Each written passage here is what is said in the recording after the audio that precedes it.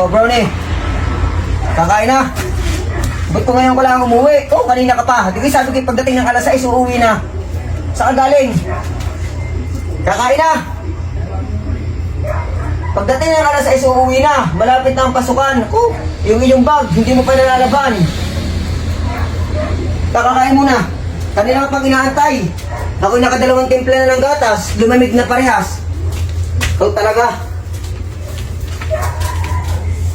Uuwi lang pagkakain. Wait lang. Wait lang. At kung sasandukan. Anong oras na? Alas 8 na yata. Kaya naman ka na, Brownie.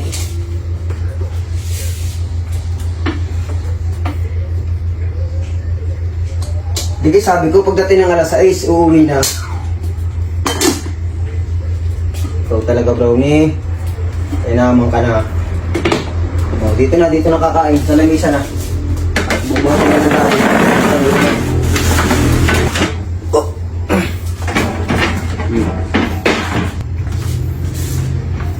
Bukas sa agahan ng uwi ha. At ang notebook mo, i-ready mo na. Malapit na ang pasukan.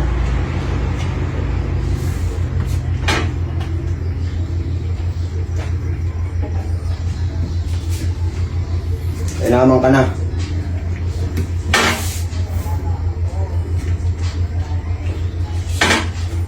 Ano? Gusto ng kape? Itimplahan pa ng kape ng daddy? Mahulog. At may kape na yan din yung nakaready. Dapat alas 6 pa ay nakauwi na. E siguro na pabarkada. O kita mo ba nakaready na agad ang kape mo? Brown naman. Kahit mga 5 kutsarang kape lang. Maglalaba pa ang daddy ng iyong mga uniform.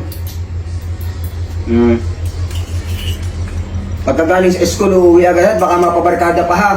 Naku po, sasali sa prat. Huwag mo na sasali sa prat.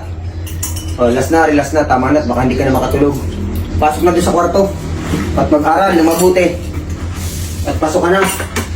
Ay, grade 7 na eh. Tara na, sa kwarto. Bro, tara na.